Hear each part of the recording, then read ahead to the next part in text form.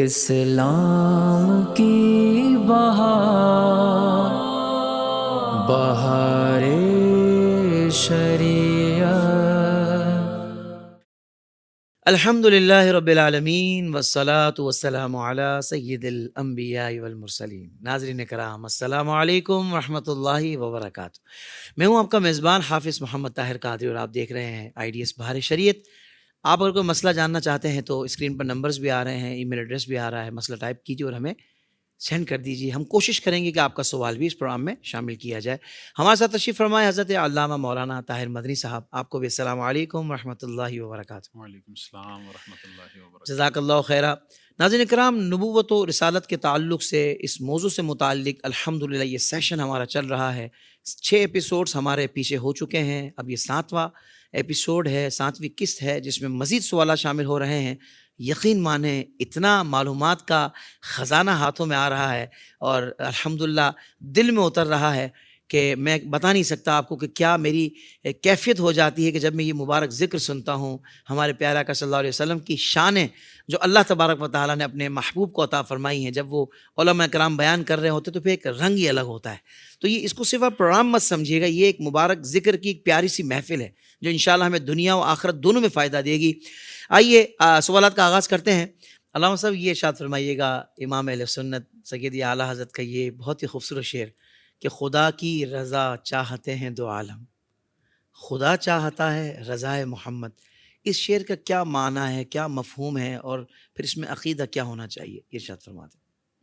ماشاء اللہ، بڑا شاندار شعر ہے، اور گویا کہ شعر جب یہ اعلیٰ حضرت امام اہل سنت نے لکھا ہے تو اعلیٰ حضرت امام اہل سنت اکثر و بیشتر ایسا ہوتا ہے کہ پوری حدیث کو اپنے ان 2 مصروں کے اندر ایسے شاندار موتیوں کی طرح پروتے ہیں کہ عقلیں حیران رہ جاتی ہیں۔ کیا کہنے، واہ واہ واہ۔ اعلیٰ حضرت امام اہل سنت نے یہ شعر جو لکھا، خدا کی رضا چاہتے ہیں دو عالم، خدا چاہتا ہے رضائے محمد، گویا کہ ایسا لگتا ہے قرآن بھی اس میں شامل ہوا اور بخاری مسلم کی حدیثیں بھی اس میں شامل ہو گئی۔ اللہ اکبر۔ قرآن کیسے؟ جب حضور علیہ الصلاۃ والسلام مدینہ منورہ ہجرت فرما کر تشریف لائے تو آقا کریم علیہ الصلاۃ والسلام کو یہ حکم دیا گیا کہ آپ نے بیت المقدس کی طرف رخ کر کے نماز پڑھنی ہے۔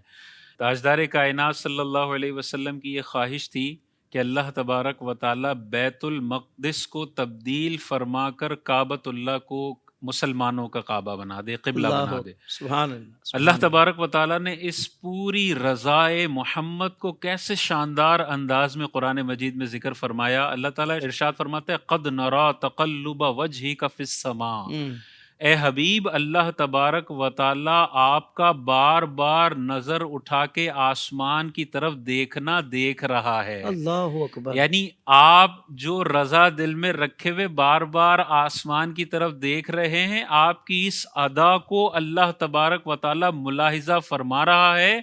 فَلَنُوَلِّيَنَّكَ قِبْلَةً تَرْضَاهَا، اللہ تبارک و تعالیٰ ارشاد فرماتا ہے تو ضرور ہم اے حبیب آپ کو پھیر دیں گے اس قبلے کی طرف جس میں آپ کی رضا شامل ہے۔ واہ واہ واہ واہ واہ۔ کیسا اللہ تبارک و تعالیٰ اپنے حبیب کی رضا کو پورا کرنے کے لیے قرآن میں اتنے شاندار انداز میں آیت نازل فرما رہا ہے کہ ہم آپ کی ادا بھی دیکھ رہے ہیں اور ہم آپ کو اسی قبلے کی طرف پھیر دیں گے جہاں آپ کی رضا ہے۔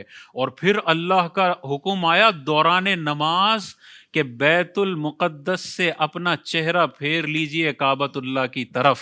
تو ہمیں مسجد قبلتین نظر آتی ہے، حضور پہلے اس جانب تھے، صفیں چیرتے ہوئے دوران نماز تاجدار کائنات کعبۃ اللہ کی طرف رخ کرتے ہیں، اور صحابہ بھی دوران نماز اپنے قبلے چینج کر لیتے ہیں۔ اللہ اکبر۔ کیسا صحابہ کا ایمان اور استقامت ہے کہ دوران نماز حضور نے قبلہ چینج کیا ہے، فوراً کچھ سوچا نہیں، جیسا تاجدار کائنات نے کیا ہے ویسا کر دیا۔ جس کو صحابی نے بتایا کہ حضور نے قبلہ چینج کر لیا، اس نے بھی دوران نماز اپنا قبلہ چینج کر لیا۔ یہ اللہ تبارک و تعالیٰ نے اپنے حبیب کی رضا کا خیال رکھا۔ اسی طرح بخاری کی حدیث ہے، حضرت عائشہ صدیقہ رضی اللہ تعالی عنہا ارشاد فرماتی ہیں کہ میں اللہ تبارک و تعالیٰ کے معاملات دیکھتی ہوں، وہ حضور علیہ الصلاۃ والسلام کی خواہش کو پورا کرنے میں جلدی فرماتا ہے۔ اللہ اکبر، یہ سبحان حضرت اللہ، عائشہ صدیقہ بخاری کے اندر ارشاد فرماتی ہیں، واہ واہ، حضور کی رضا ہوتی ہے،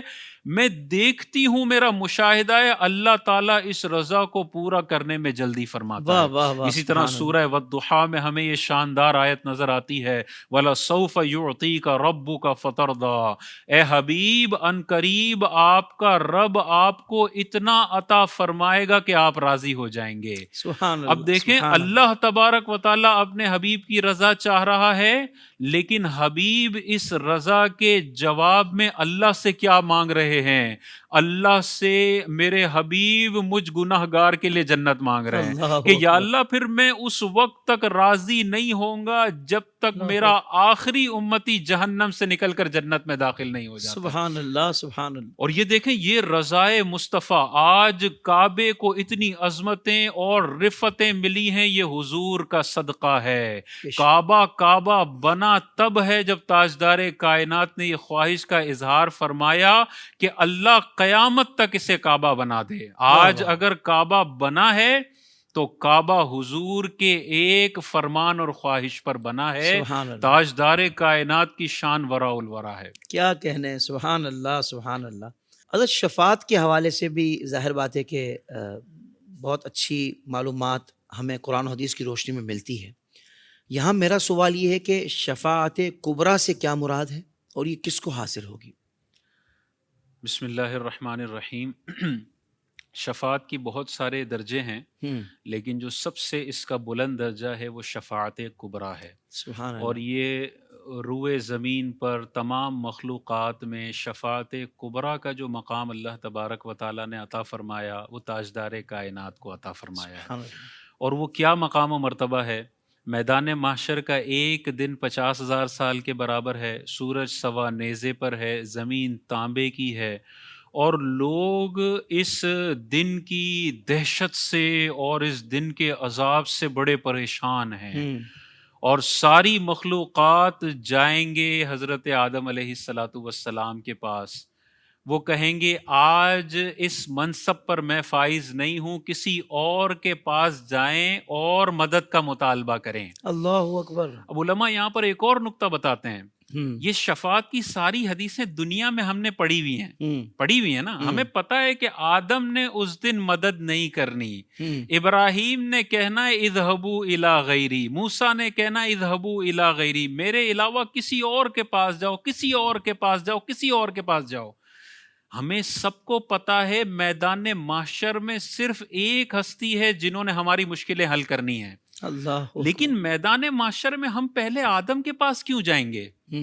جب ہمیں دنیا میں بتا دیا گیا بخاری مسلم کی حدیثوں میں کہ مدد آخر میں نبی نے کرنی ہے، نبی کریم علیہ السلام نے، تو ڈائریکٹ امت نبی کریم کے پاس کیوں نہیں جا رہی؟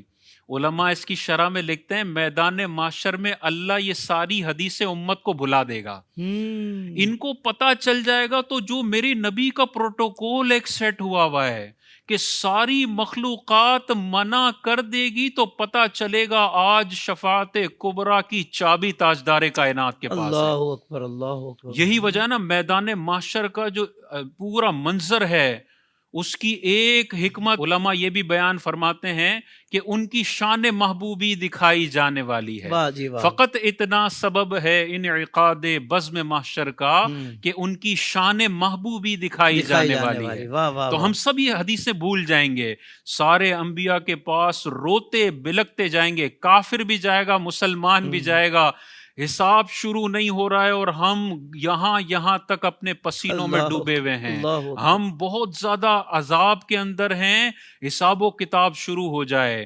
جب حضور علیہ السلام کے پاس کھربوں انسان جائیں گے، تاجدار کائنات اللہ کی بارگاہ میں سجدہ ریز ہوں گے اور اللہ کی ایسی حمد کریں گے کہ آج سے پہلے کسی نے ایسی حمد نہیں کی ہوگی۔ اللہ اکبر، اللہ تبارک و تعالیٰ کی رحمت جوش میں آئے گی۔ حضور علیہ السلام کو اللہ تبارک و تعالیٰ فرمائے گا اے حبیب آپ سر بلند کیجئے، آپ مانگیے، آپ کو عطا کیا جائے گا، آپ شفاعت کیجئے، آپ کی شفاعت قبول کی جائے گی۔ سبحان اللہ، اور پھر حضور علیہ السلام شفاعت فرمائیں گے تو حساب و کتاب کا دروازہ کھلے گا، حساب و کتاب شروع ہوگا، اور یہ وہ مقام ہوگا کہ اس وقت کافر ہو یا مسلمان ہو، ساری مخلوقات مل کے حضور علیہ الصلاۃ والسلام کی ایسی حمد کریں گے کہ ایسی حمد روئے زمین پر پہلے تاجدار کائنات کی نہیں کی گئی ہے۔ اللہ اور اکبر، یہی وہ مقام محمود ہے جس کے بارے میں قرآن میں اللہ تعالیٰ نے ارشاد فرمایا،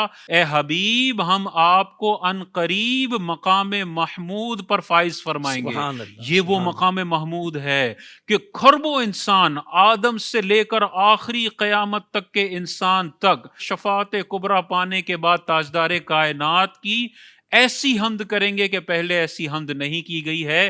یہ مقام محمود ہے اور یہ شفاعت کبریٰ ہے۔ سبحان اللہ، سبحان اللہ۔ علامہ صاحب، شفاعت کبریٰ کے حوالے سے تو آپ نے بہت ہی کمال گفتگو فرمائی ہے۔ مزید شفاعت کی کون کون سی اقسام ہیں، وہ کون کریں گے اور کس کو حاصل ہوگی، یہ ارشاد فرما دیں۔ اس حوالے سے سب سے پہلا بنیادی عقیدہ ہم سب کے ذہن میں ہونا چاہیے، یہ حدیث ہے حضور علیہ الصلاۃ والسلام صلی کی۔ اللہ علیہ وسلم۔ آقا کریم علیہ الصلاۃ والسلام نے بتا دیا قیامت کے دن شفاعت کس کو ملے گی۔ یہ عقیدہ اپنے پلو سے باندھ لینے والا ہے۔ حضور علیہ الصلاۃ والسلام نے ارشاد فرمایا، میری شفاعت قیامت کے دن اس بندے کو ملے گی جو دنیا میں میری شفاعت کو حق مانتا ہوگا۔ سبحان اللہ، سبحان جس اللہ۔ کا عقیدہ دنیا میں ہے کہ شفاعت کوئی چیز نہیں ہوتی اور شفاعت نہیں ملے گی، وہ صحیح بول رہا ہے۔ اسے میدان معاشر میں حضور کی شفاعت نہیں ملے گی۔ یہ اللہ تاجدار کائنات نے فرما دیا، جو یقین نہیں رکھتا ہے میدان معاشر میں اسے نبی کی شفاعت نہیں ملے گی۔ اللہ دیکھیں اکبر۔ اعلیٰ حضرت امام اہل سنت نے ارشاد فرما دیا، وہ جہنم میں گیا جو ان سے مستغنی ہوا، ہے خلیل اللہ کو حاجت رسول اللہ کی۔ واہ واہ، میدان معاشر میں سارے انبیاء کو رسول کی حاجت ہے۔ دنیا میں اگر کوئی کہتا ہے مجھے ضرورت نہیں ہے، میں مستغنی ہوں، وہ دنیا میں بھی ذلت اس کا مقدر ہے اور آخرت میں بھی وہ ذلیل ہوگا۔ اعلیٰ حضرت نے اسی حدیث کے حوالے سے ایک اور پیارا شعر لکھا۔ آپ نے ارشاد فرمایا، آج لے ان کی پناہ، آج مدد مانگ ان سے، پھر نہ مانیں گے قیامت میں اگر مان گیا۔ واہ واہ، اگر تو قیامت میں مان گیا پھر تجھے شفاعت نہیں ملے گی۔ آج ماننا ہے کہ میدان معاشر میں ہمارے نبی شفاعت فرمائیں گے۔ اس حدیث کی روشنی میں اعلیٰ حضرت ایک دعا کیا کرتے تھے۔ وہ کیا دعا ہے؟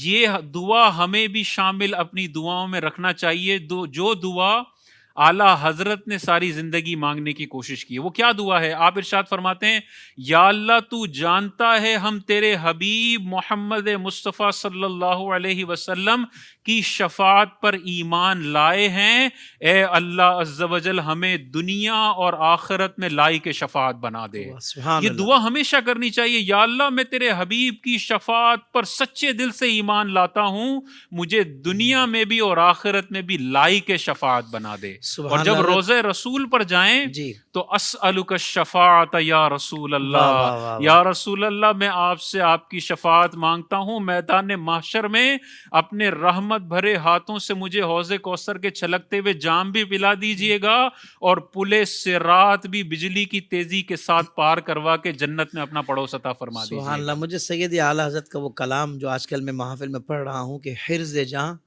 ذکر شفاعت کیجیے، ماشاءاللہ، نار سے بچنے کی صورت کیجیے، اور اس کا مقطع ہے کہ جو نہ بھولا ہم غریبوں کو رضا، یاد اس کی اپنی عادت کیجیے۔ ماشاءاللہ۔ یعنی یہاں تو سید اعلیٰ حضرت نے پورا کلام اس پر، جیسے آپ نے کہا نا کہ قرآن و حدیث کی روشنی میں ہی آپ کلام کہتے ہیں، بلکہ بعض اوقات تو وہ احادیث طیبہ کو سمجھانے کے لیے اس کو پورے شعر میں اس کو باندھ دیتے ہیں۔ جی جی جی، ایک اور شعر جو اسی حوالے سے اعلیٰ حضرت امام اہل سنت نے ارشاد فرمایا، کیا ہی ذوق افزا شفاعت ہے تمہاری، کیا واہ کہنے واہ، ہیں، واہ واہ، قرض لیتی ہے گناہ پرہیزگاری، واہ واہ۔ سبحان حضور اللہ، نے ارشاد سبحان فرمایا، میری شفاعت میرے امت کے کبیرہ گناہ کرنے والوں کے لیے ہے۔ ہائے ہائے، اعلیٰ حضرت فرماتے ہیں، حضور کی شفاعت کی چاشنی اور لذت جب پرہیزگار دیکھیں گے تو میدان معاشر میں گناہ گاروں سے کہیں گے تھوڑے گناہ ہمیں قرض میں دے دو تاکہ حضور کی شفاعت کے ٹھنڈے ٹھنڈے جام ہم بھی پینے کی سعادت حاصل کریں۔ اللہ اکبر، کیسا انداز ہے اعلیٰ حضرت کا، کیسا پیروتے ہیں لفظوں کو شعروں کے اندر کہ عقل حیران رہ جاتی ہے کہ کیسا اللہ تبارک و تعالیٰ نے اعلیٰ حضرت امام اہل سنت کو قلم اور لفظوں کا سمندر عطا واہ جی فرمایا واہ، تھا۔ واہ جی واہ، شفاعت کی جو اقسام ہیں، شیخ عبدالحق محدث دہلوی رحمۃ اللہ تعالیٰ علیہ نے شفاعت کی کچھ اقسام بیان فرمائی ہیں۔ ایک تو شفاعت عظمیٰ اور شفاعت کبریٰ ہے، جس کا دروازہ تاجدار کائنات نے کھولنا ہے۔ ایک شفاعت ایسی ہے کہ جو بلا حساب و کتاب لوگوں کو جنت میں لے جانے والی ہے، یعنی ان کا حساب بھی نہیں ہوگا، وہ ڈائریکٹ حضور علیہ السلام کی شفاعت سے داخل جنت ہو جائیں گے۔ تیسری شفاعت ان کے لیے ہے جن کا حساب ہوگا اور پلڑے میں نیکیاں اور گناہ برابر ہو جائیں گے، تو تاجدار کائنات کی شفاعت سے نیکیوں کا پلڑا بھاری ہو جائے گا اور وہ داخل جنت ہو جائیں گے۔ چوتھی جو قسم ہے وہ لوگ ہیں جو دوزخ کے حقدار ہو جائیں گے، دوزخ کا فیصلہ ہو جائے گا، جہنم ان پر واجب ہو جائے گی۔ تاجدار کائنات اللہ کی بارگاہ میں ان کی سفارش کریں گے اور واجب جہنم ہونے کے باوجود ان کا داخلہ جنت میں ہو جائے گا۔ پانچویں جو قسم ہے، شاہ عبدالحق محدث دہلوی رحمۃ اللہ تعالیٰ علیہ ارشاد فرماتے ہیں، پانچویں وہ قسم ہے، وہ ان لوگوں کے لیے ہے کہ جن کے لیے جنت کا فیصلہ ہو جائے گا، لیکن حضور شفاعت فرما کے ان کے مراتب کے اندر کروڑ گنا اضافہ فرما دیں واہ گے۔ واہ واہ، ایک شفاعت ایسی ہے جن کا حساب بھی ہوگا، گناہ زیادہ بھی ہوں گے، جہنم کا فیصلہ بھی ہو جائے گا، وہ جہنم میں چلے بھی جائیں گے اور پھر اللہ تاجدار کائنات صلی جہنم اللہ سے علیہ انہیں وآلہ نکال وسلم، کر جنت کے اندر لے کر چلے جائیں گے۔ اور آخری بات اس میں یہ ہے کہ یہ شفاعت اسی کو ملے گی جو ایمان کی حالت میں اس دنیا سے رخصت ہوا ہے۔ اگر کوئی یہ عقیدہ رکھتا ہے کہ بھر بھر کے گناہ کرو، میدان محشر میں حضور شفاعت کر لیں گے، اگر گناہ کرتے وقت اس کے ذہن میں ہے، یہ شفاعت کا غلط نظریہ اس نے اپنے ذہن میں رکھا ہوا ہے۔ جو اتنی سرکشی کے ساتھ گناہ کر رہا ہے کہ کر لیتا ہوں اللہ تعالیٰ تو معاف فرما دے گا، ایسے بندوں کے ایمان کا بڑا خطرہ ہے۔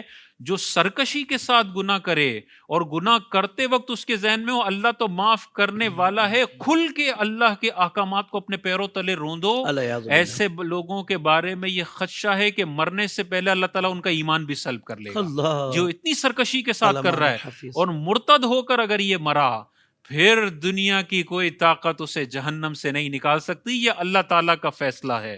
تو ہم نے اگر گناہ ہو گئے تو رسول کی شفاعت کی امید رکھنی ہے، لیکن شفاعت کی امید پر سرکشی اور دلیری کے ساتھ ہم نے گناہ نہیں کرنا۔ کیا کہنے، گناہ واہ واہ ہو واہ، گیا تو میدان معاشر میں حضور ہاتھ پکڑ کے انشاءاللہ جنت میں لے جائیں گے، لیکن سبحان گناہ کرنے سے پہلے یہ ذہنیت نہیں ہونی چاہیے۔ یہ کون کرے گا؟ سب سے پہلے تو تاجدار کائنات دروازہ کھولیں گے، پھر واہ، انبیاء کرام علیہم السلام کریں گے، پھر صحابہ کریں گے، پھر اولیاء اعظام کریں گے، علماء کو اللہ تبارک و تعالیٰ ارشاد فرمائے گا شہیدوں تم جنت میں جاؤ، اور علماء کو فرمائے گا علماء رکو اور لوگوں کی شفاعت کرو۔ قرآن سبحان جس اللہ، کو یاد ہے وہ شفاعت کرے گا، قرآن خود اپنے پڑھنے والے کی شفاعت کرے گا۔ سبحان اللہ، اسی طرح سبحان اللہ، کچا بچہ جو مر گیا ہے، دنیا میں اگر اس کے ماں باپ نے صبر کا مظاہرہ کیا، زبان پہ شکوہ شکایت نہیں لائے، پہلا بچہ مر گیا، دوسرا مر گیا، تیسرا مر گیا، کبھی بھی زبان پہ شکوہ شکایت نہیں لائے، یہ تینوں کچے بچے میدان محشر میں اللہ کی بارگاہ میں دعا کریں گے، یا اللہ میرے ماں باپ کو جنت میں داخلہ عطا فرما دے۔ سبحان یہ اللہ، بچہ ہے، اللہ تعالیٰ اس کی دعا یقیناً قبول فرمائے گا اور والدین جنت میں داخل ہو جائیں گے۔ سبحان اللہ، سبحان اللہ، بہت شکریہ علامہ صاحب، بہت کمال گفتگو آپ نے فرمائی ہے۔ ناظرین کرام، اس ایپیسوڈ کا وقت یہاں مکمل ہوا۔ اگلی جو اقساط ہماری ہوں گی انشاءاللہ اس میں مزید سوالات شامل کریں گے۔ آپ بھی کوئی سوال کرنا چاہتے ہیں تو نمبرز آ رہے ہیں، ای میل ایڈریس آ رہا ہے اسکرین پر، سوال ٹائپ کیجیے اور ہمیں سینڈ کر دیجیے، ہم کوشش کریں گے کہ اس کو بھی پروگرام میں شامل کیا جائے۔ تب تک کے لیے اجازت، السلام علیکم ورحمۃ اللہ وبرکاتہ۔